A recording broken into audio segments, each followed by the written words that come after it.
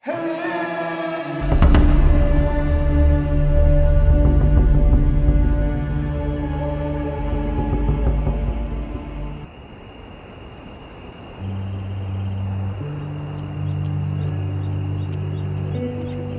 a horizontal position, but there were still 16 teams still surrounded the mouth of Nutty Putty Cave. Only a single rescuer can get in the space called Bob's Push. Crevice, I couldn't see his body. And rescuers very worried tonight. Muda, tampan, dan hidup bahagia bersama istri cantik dan putrinya yang baru berusia 1 tahun. Bahkan bermasa depan cerah sebagai seorang calon dokter. Dia adalah John still in the house. Dia adalah John Edward Jones. Berusia 26 tahun kala itu sedang berada di puncak kesuksesan hidupnya. Akan tetapi pada tahun 2009, kisah hidupnya berubah drastis ketika ia memutuskan untuk mengeksplorasi sebuah gua di Utah, Amerika Serikat. Sebuah kesalahan kecil, namun berdampak besar dalam hidupnya. Ketika ia salah mengambil belokan dan terjebak di dalam saluran sempit sebuah gua tanpa sedikit pun jalan keluar, dan John terjebak di sana untuk selamanya. Mimpi buruk itu terjadi pada 24 November 2009. Kala itu John tiba bersama keluarganya di sebuah gua bernama Nutty Putty di negara bagian Utah, Amerika Serikat untuk berwisata di kala liburan Thanksgiving. Thanksgiving adalah hari libur yang dirayakan di Amerika setiap tahun pada Kamis keempat bulan November. Banyak orang memanfaatkannya sebagai hari untuk merenungkan hal-hal positif dalam hidup dan menghabiskan waktu bersama keluarga. Gua memang bukanlah hal yang asing bagi si John. Ketika masih kecil, ia dan adiknya Josh sering diajak oleh ayah mereka untuk menjelajahi gua. Tak takut dengan sempit dan gelapnya lorong-lorong batu di sana. Itu sudah biasa mereka jelajahi. Namun, itu sudah bertahun-tahun berlalu semenjak terakhir kali John merangkak menjelajahi gua. Saat sudah berumur 26 tahun, tentu John sudah berbeda. Dengan tinggi 1,8 meter dan berat 90 kg, jelas John bukan anak-anak lagi. Setelah merangkak masuk ke dalam mulut gua, John memutuskan untuk masuk ke bagian lorong gua yang dikenal dengan nama Birth Canal atau saluran kelahiran. Dinamai demikian karena begitu sempitnya lorong tersebut hingga banyak orang mengandaikannya sebagai saluran rahim. Karena suasana klaustrofobiknya yang amat kental, John pun ingin menguji keberaniannya di sana. Ia merasa pede dan yakin akan keamanannya walaupun badannya tak sekecil dulu.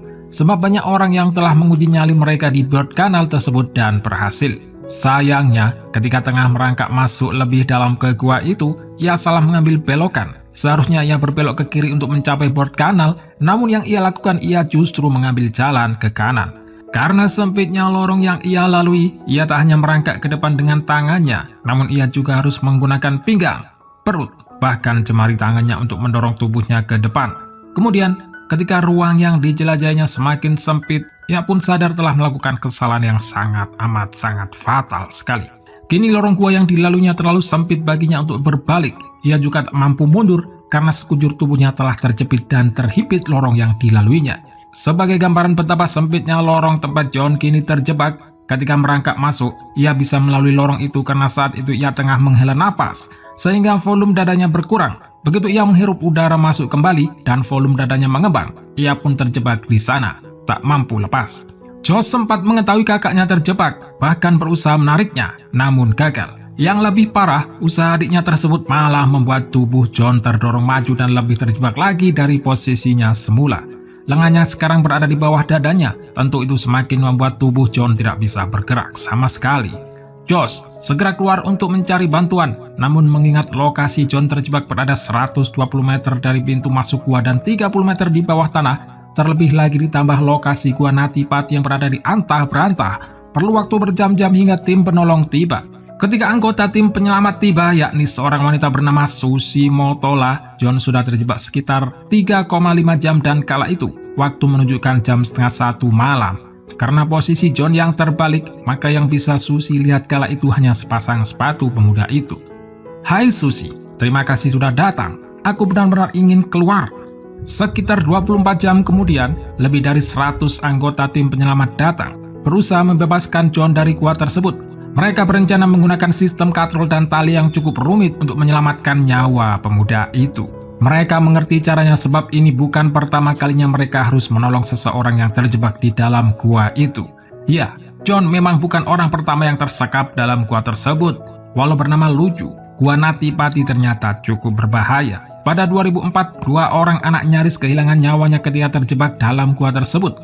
Masing-masing hanya berselisih seminggu dalam tiap kasusnya. Kala itu, tim penyelamat membutuhkan waktu 14 jam untuk menolong pemuda berusia 16 tahun yang ukuran tubuhnya tentu saja lebih kecil dari John, menggunakan sistem katrol yang sama seperti yang kini mereka gunakan. Karena 2 insiden tersebut, pemerintah akhirnya menutup Gua Nati Pati pada 2004 sebelum akhirnya mereka membukanya untuk pariwisata pada tahun 2009. Naasnya, peristiwa yang menimpa John terjadi baru 6 bulan setelah gua itu kembali dibuka.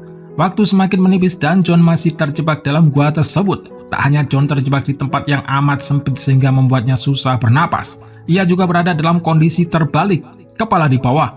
Kondisi tersebut menimbulkan stres yang teramat sangat bagi tubuh John, karena cairan tubuhnya termasuk darah terus mengalir ke bagian kepala karena gaya gravitasi dan terus menekannya. Jantungnya juga bekerja semakin keras untuk memompa darah tersebut agar tidak memenuhi otak John. Tim penyelamat akhirnya siap menarik tubuh John dengan sistem katrol dan tali yang mereka pasang. Namun, kenaasan terakhir pun menimpa mereka.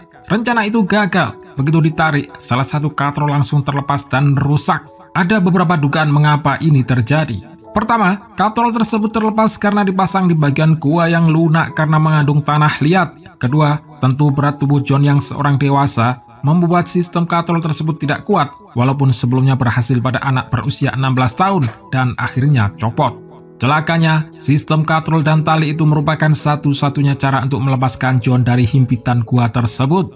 Ketika misi gagal, keluarga John harus menerima bahwa takkan ada jalan lain. Akhirnya, pada tengah malam sehari setelah ia terjebak, John dinyatakan meninggal karena gagal jantung.